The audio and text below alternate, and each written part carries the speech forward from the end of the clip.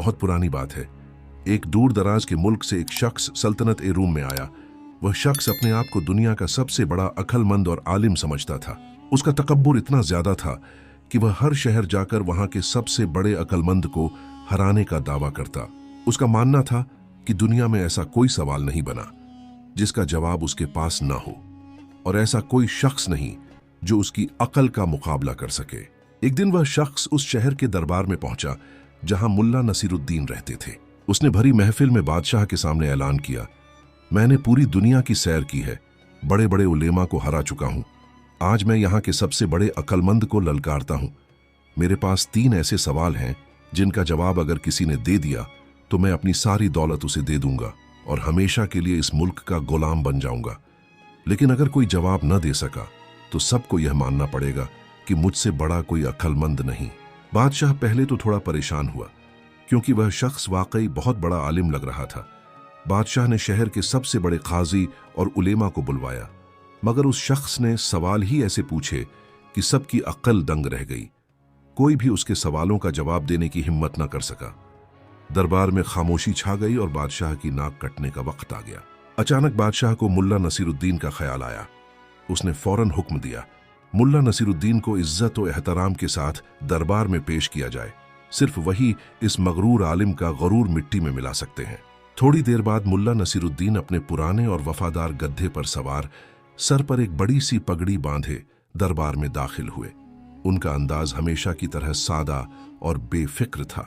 उन्होंने बादशाह को सलाम किया और पूछा, जहां पनाह, आज इस गरीब मुल्ला की क्या खिदमत है? बादशाह ने सारा किस्सा सुनाया और उस मगरूर शख्स की तरफ इशारा किया। मुल्ला ने उस शख्स को ऊपर से नीचे तक देखा और मुस्कुराते हुए बोले, ठीक है, मुझे मंजूर है, पूछिए अपने सवाल, लेकिन याद रखिएगा, अगर मेरे जवाब ने आपकी अक्ल को थका दिया तो फिर आपको अपनी शिकस्त तस्लीम करनी होगी। वह मगरूर शख्स मुल्ला की सादगी देखकर अंदर ही अंदर हंसने लगा। उसने सोचा कि यह देहाती मुल्ला मेरे सवालों का बोझ कैसे उठाएगा। उसने अपना पहला सवाल पूछने की तैयारी की, जबकि पूरा दरबार सांस रोके मुल्ला नसीरुद्दीन की तरफ देख रहा था। मुल्ला नसीरुद्दीन बड़े आराम से अपने गड्ढे के पास खड़े हो गए और बोले, भाई, वक्त जाया न करो, पहला सवाल करो। दरबार में मौजूद हर शख्स की नजरें अब उस मगरूर आलिम पर जमी थीं। उसने तंजिया मुस्कुराहट के साथ मुल्ला नसरुद्दीन की तरफ देखा और अपना पहला सवाल दागा, ऐ मुल्ला, तुम खुद को बड़ा दाना समझते हो तो बताओ, इस पूरी जमीन का वह कौन सा नुक्ता है जहां से यह जमीन शुरू होती है और वहीं पर उसका बीच का हिस्सा है? सवाल सुनकर दरबार में मौजूद बड़े बड़े उल्मा एक दूसरे का मुंह ताकने लगे। ये एक ऐसा सवाल था जिसका जवाब देने के लिए बड़ी बड़ी किताबें और नक्शे दरकार थे। सबका ख्याल था कि मुल्ला अब बुरी तरह फंस जाएंगे, क्योंकि जमीन की पैमाइश करना किसी इंसान के बस में न था। मुल्ला नसरुद्दीन ने एक लम्हे के लिए भी सोचने में वक्त जाया नहीं किया। उन्होंने बड़ी संजीदगी से अपने हाथ में पकड़ी हुई लाठी उठाई और अपने गधे के पिछले बाएं पांव के ऐन नीचे जमीन पर गाड़ दी।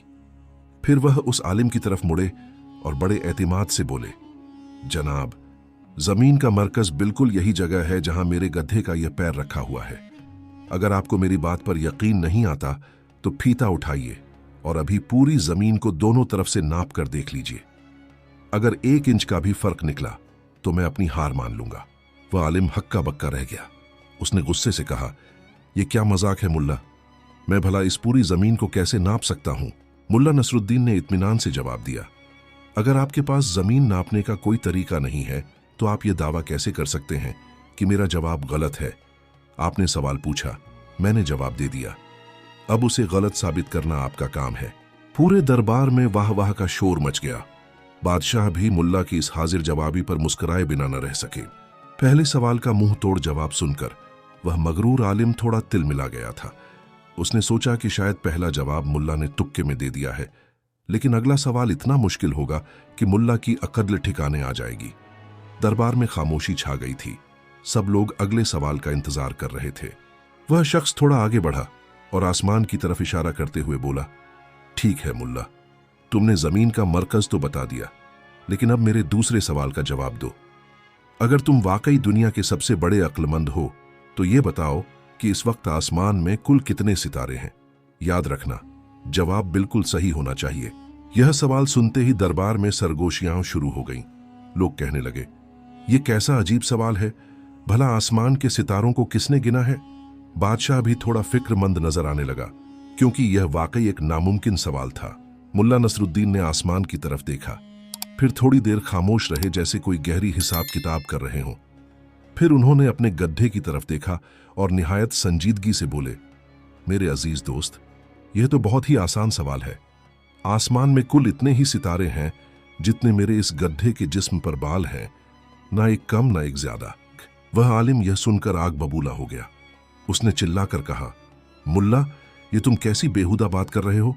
भला गड्ढे के बालों का आसमान के सितारों से क्या मुकाबला? तुम्हारे पास क्या सबूत है कि तुम्हारा जवाब सही है? मुल्ला नसरुद्दीन ने एक शौखी भरी मुस्कुराहट के साथ उसकी तरफ देखा और बोले, जनाब, सबूत तो बिल्कुल वाजह है। अगर आपको मेरी बात पर शक है तो आप गड्ढे के बाल गिनना शुरू करें और मैं आसमान के सितारे गिनता हूं।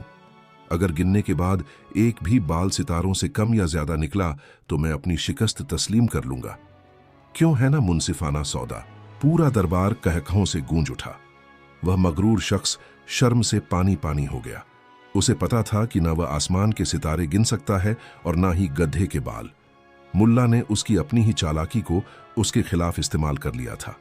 बादशाह ने खुश होकर मुल्ला को शाबाशी दी। अब वह शख्स गुस्से और शर्मिंदगी की आखिरी हद पर था। उसने तय कर लिया कि वह तीसरा और आखिरी सवाल ऐसा पूछेगा जिसका कोई मंतिकी जवाब ही ना हो सके। वह मुल्ला के करीब आया और अपनी मुट्ठी बंद करते हुए बोला, मुल्ला, 2 सवालों ने तुम्हें मगरूर कर दिया है, लेकिन अब तीसरा सवाल तुम्हारी अक्ल का ढेर कर देगा। मुल्ला, तुमने जमीन और आसमान की बातें तो कर लीं, लेकिन अब मेरे इस सवाल का जवाब दो जो तुम्हारे बिल्कुल सामने है। अगर तुम वाकई अक्लमंद हो तो बताओ कि तुम्हारे इस गड्ढे की दुम में कुल कितने बाल हैं? दरबार में सन्नाटा छा गया। सबने सोचा कि अब मुल्ला क्या कहेंगे, लेकिन मुल्ला नसरुद्दीन के चेहरे पर वही पुरसुकून मुस्कुराहट थी। उन्होंने बिला ताखुर जवाब दिया, मेरे दोस्त, यह तो मेरे लिए बच्चों का खेल है। मेरे गड्ढे की दुम में बिल्कुल उतने ही बाल हैं जितने तुम्हारी इस लंबी सी दाढ़ी में है, ना एक बाल कम ना एक बाल ज्यादा। वह शख्स हैरत से चीखा, मुल्ला, तुम यह कैसे साबित कर सकते हो? यह तो सरासर मजाक है। मुल्ला ने निहायत संजीदगी से उसकी दाढ़ी की तरफ हाथ बढ़ाया और बोले, साबित करना तो बहुत आसान है। आइए, एक बाल आपकी दाढ़ी से उखाड़ते हैं और एक बाल मेरे गड्ढे की दुम से। हम तब तक यह सिलसिला जारी रखेंगे जब तक दोनों जगह बाल खत्म ना हो जाएं। अगर आखिर में दोनों बराबर निकले तो मेरा जवाब सही साबित हो जाएगा। मुल्ला का यह जवाब सुनते ही वह मगरूर आलिम थर थर कांपने लगा। उसे अपनी कीमती दाढ़ी के बाल उखड़ने का ख्याल ही दहशतजदा कर गया। पूरा दरबार कहकहों से गूंज उठा। बादशाह ने खुश होकर मुल्ला को इनाम देने का ऐलान किया। वह शख्स अपनी शिकस्त तस्लीम करते हुए सर झुकाकर दरबार से खामोशी से निकल गया। मुल्ला ने एक बार फिर अपनी हिकमत से सल्तनत की लाज रख ली थी। जब वह मगरूर शख्स दरबार से जलील होकर निकल गया तो पूरा दरबार मुल्ला नसरुद्दीन के नारों से गूंज उठा। बादशाह अपनी तख्त से उठा और मुल्ला के पास आकर उनका हाथ थामा। बादशाह ने हैरत से पूछा, मुल्ला, आपने उस शख्स को ऐसे लाजवाब किया कि वह अपनी सारी दानाई भूल गया। क्या वाकई आपको इन सब चीजों का सही हिसाब मालूम था? मुल्ला नसरुद्दीन ने निहायत सादगी से मुस्कुराते हुए जवाब दिया, जहां पनाह इल्म और हिकमत का मकसद किसी को नीचा दिखाना या मुश्किल सवाल पूछना नहीं होता। वह शख्स इल्म के नशे में इतना अंधा हो चुका था कि वह समझता था कि अक्ल सिर्फ किताबों में होती है। मैंने सिर्फ उसकी अपनी ही मंतिक को उसके खिलाफ इस्तेमाल किया ताकि उसे एहसास हो कि इंसान की अक्ल की एक हद होती है। बादशाह मुल्ला की इस गहरी बात पर दंग रह गया। उन्होंने मुल्ला को सोने की अशरफियां और एक कीमती खिलत इनाम में दी। मुल्ला ने वह इनाम लिया, अपने पुराने गड्ढे पर सवार हुए और अपनी बस्ती की तरफ निकल गए जैसे कुछ हुआ ही ना हो।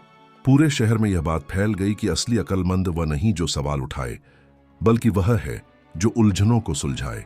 इस कहानी से हमें यह सबक मिलता है कि असली आलिम वह है जिसके इल्म में आजिज़ी हो, न कि वह जो दूसरों को नीचा दिखाने की कोशिश करे।